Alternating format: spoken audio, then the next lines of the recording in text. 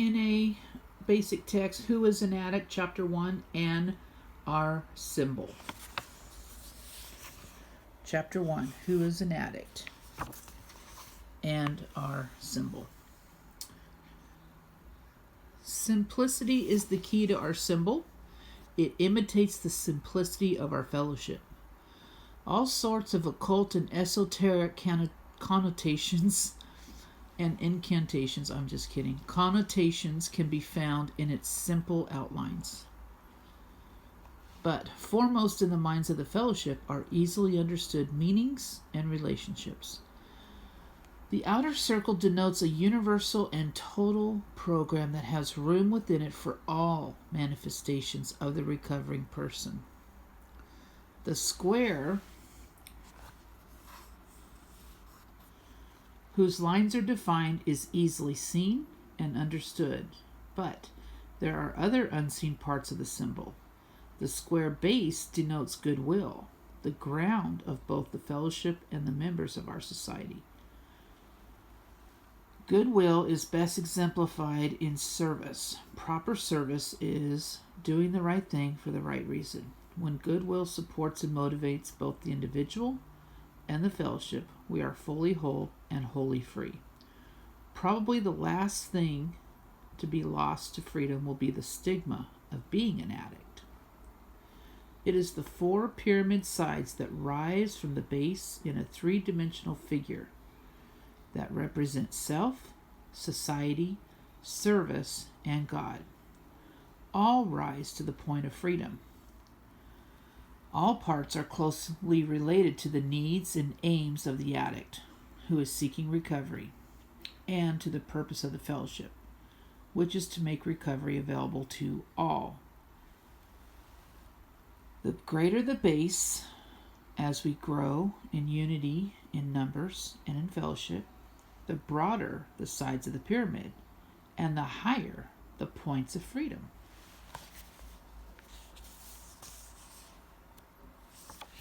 Chapter 1. Who is an addict? Most of us do not have to think twice about this question because we know. Our whole life and thinking was centered in drugs in one form or another. The getting and using and finding ways and means to get more.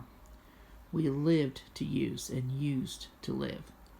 Very simply, an addict is a man or woman whose life is controlled by drugs. We are people in the grip of a continuing and progressive illness whose ends are always the same: jails, institutions, and death. Those of us who have found the program of Narcotics Anonymous do not have to think twice about the question, who is an addict? We know. The following is our experience. As addicts, we are people whose use of any mind-altering, mood-changing substance causes a problem in any area of life. Addiction is a disease that involves more than the use of drugs. Some of us believe that our disease was present long before the first time we used. Most of us did not consider ourselves addicted before coming to the Narcotics Anonymous program. The information available to us came from misinformed people. As long as we could stop using for a while, we thought we were all right. We looked at the stopping, not the using. As our addiction progressed, we thought of stopping less and less. Only in desperation did we ask ourselves, could it be the drugs? We did not choose to become addicts. We suffer from a disease that expresses itself in ways that are antisocial and that makes detection, diagnosis, and treatment difficult. Our disease isolated us from people, except when we were getting, using, and finding ways and means to get more. Hostile, resentful, self-centered, and self-seeking, we cut ourselves off from the outside world. Anything not completely familiar became alien and dangerous. Our world shrank and isolation became our life. We used in order to survive. It was the only way of life that we knew. Some of us used, misused, and abused drugs and still did not consider ourselves addicts. Through all of this, we kept telling ourselves, I can handle it. Our misconceptions about the nature of addiction included visions of violence, street crime, and dirty needles and jail. When our addiction was treated as a crime or moral deficiency, we became rebellious and were driven deeper into isolation. Some of the highs felt great, but eventually the things that we had to do to continue using reflected desperation. We were caught in the grip of our disease. We were forced to survive any way that we could. We manipulated people and tried to control everything around us. We lied, we stole, we cheated, and sold ourselves. We had to have drugs regardless of the cost. Failure and fear began to invade our lives. One aspect of our addiction was our inability to deal with life on life's terms. We tried drugs and combinations of drugs to cope with a seemingly hostile world. We dreamed of finding a magic formula that would solve our ultimate problem, ourselves. The fact was that we could not use any mind-altering or mood-changing substance, including marijuana and alcohol, successfully. Drugs ceased to make us feel good. At times we were defensive about our addiction and justified our right to use, especially when we had legal prescriptions. We were proud of the sometimes illegal and often bizarre behavior that typified our using. We forgot about the times when we sat alone and were consumed by fear and self-pity. We fell into a pattern of selective thinking. We only remembered the good drug experiences. We justified and rationalized the things that we did keep from being sick or going crazy. We ignored the times when life began to be a nightmare. We avoided the reality of our addiction. Higher mental and emotional functions such as conscience and the ability to love were sharply affected by our use of drugs. Living skills were reduced to the animal level. Our spirit was broken. The capacity to feel human was lost. This seems extreme, but many of us have been in this state of mind. We are constantly searching for the answer, that person, place, or thing that would make everything all right. We lack the ability to cope with living daily. As our addiction progressed, many of us found ourselves in and out of institutions. These experiences indicated that there was something wrong with our lives. We wanted an easy way out. Some of us thought of suicide. Our attempts were usually feeble and only helped to contribute to our feelings of worthlessness. We were trapped in the illusion of what if only, and just one more time. When we did seek help, we were only looking for the absence of pain. We had regained good physical health many times only to lose it by using again. Our track record shows that it is impossible for us to use successfully.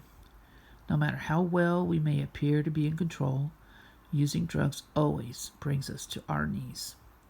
Like other incurable diseases, addiction can be arrested. We agree there is nothing shameful about being an addict, provided we accept our dilemma honestly and take positive action. We are willing to admit without reservation that we are allergic to drugs. Common sense tells us that it would be insane to go back to the source of our allergy. Our experience indicates that medicine cannot cure our illness. Although physical and mental tolerance play a role, many drugs require no extended period of use to trigger allergic reactions. Our reaction to drugs is what makes us addicts, not how much we use. Many of us did not think that we had a problem with drugs until the drugs ran out. Even when others told us that we had a problem, we were convinced that we were right and the world was wrong. We used this belief to justify our self-destructive behavior. We developed a point of view that enabled us to pursue our addiction without concern for our own well-being or the well-being of others. We began to feel that the drugs were killing us long before we could ever admit it to anyone else. We noticed that if we tried to stop using, we couldn't. We suspected that we had lost control over the drugs and had no power to stop. Certain things followed as we continued to use. We became accustomed to a state of mind that is common to addicts. We forgot what it was like before we started using. We forgot about social graces. We acquired strange habits and mannerisms. We forgot how to work. We forgot how to play. We forgot how to express ourselves and how to show concern for others. We forgot how to feel. While using, we lived in another world. We experienced only periodic jolts of reality or self-awareness. It seemed that we were at least two people instead of one, Dr. Jekyll and Mr. Hyde, who ran around and tried to get our lives together before our next run. Sometimes we could do this very well, but later it was less and less important and more impossible. In the end, Dr. Jekyll died and Mr. Hyde took over. Each of us had a few things that we never did. We cannot let these things become excuses to use again. Some of us feel lonely because of differences between us and other members. This feeling makes it difficult to give up old connections and old habits. We have different tolerances for pain. Some addicts needed to go to greater extremes than others. Some of us found that we had enough when we realized that we were getting high too often, and it was affecting our daily lives. At first, we were using in a manner that seemed to be social, or at least controllable. We had little indication of the disaster that the future held for us. At some point, our using became uncontrollable and antisocial. This began when things were going well, and we were in situations that allowed us to use frequently. This was usually the end of the good times. We may have tried to moderate, substitute, or even stop using, but we went from a state of drugged success and well-being to complete spiritual, mental, and emotional bankruptcy. This rate of decline varies from addict to addict. Whether it occurs in years or days, it is all downhill. Those of us who don't die from the disease will go on to prison, mental institutions, or complete demoralization as the disease progresses. Drugs had given us the feeling that we could handle whatever situation might develop. We became aware, however, that drug usage was largely responsible for some of our worst predicaments. Some of us may spend the rest of our lives in jail for a drug-related crime. We had to reach our bottom before we were willing to stop. We were finally motivated to seek help in the latter stage of our addiction. Then it was easier for us to see the destruction, disaster, and delusion of our using. It was harder and harder to deny our addiction when problems were staring us in the face. Some of us first saw the effects of addiction on the people closest to us. We were very dependent on them to carry us through life. We felt angry, disappointed, and hurt when they found other interests, friends, and loved ones. We regretted the past, dreaded the future, and we weren't too thrilled about the present. After years of searching, we were more unhappy and less satisfied than when it all began. Our addiction enslaved us. We were prisoners of our own mind and were condemned by our own guilt. We gave up the hope that we would ever stop using drugs. Our attempts to stay clean always failed, causing us pain and misery. As addicts, we have an incurable disease called addiction. The disease is chronic, progressive, and fatal. However, it is a treatable disease. We feel that each individual has to answer the question, am I an addict? How we got the disease is of no immediate importance to us. We are concerned with recovery. We began to treat our addiction by not using. Many of us sought answers but failed to find any workable solution until we found each other. Once we identify ourselves as addicts, help becomes possible. We can see a little of ourselves in every addict, and we see a little of them in us. This insight lets us help one another. Our future seemed hopeless until we found clean addicts who were willing to share with us. Denial of our addiction kept us sick, but our honest admission of addiction enabled us to stop using. The people of Narcotics Anonymous told us that they were recovering addicts who had learned to live without drugs. If they could do it, so could we. The only alternatives to recovery are jails, institutions, dereliction, and death. Unfortunately, our disease makes us deny our addiction. If you are an addict, you can find a new way of life through the NA program. We have become very grateful in the course of our recovery. Through abstinence and through working the 12 steps of Narcotics Anonymous, our lives have become useful. We realize that we are never cured and that we carry the disease within us for the rest of our lives. We have a disease, but we do recover.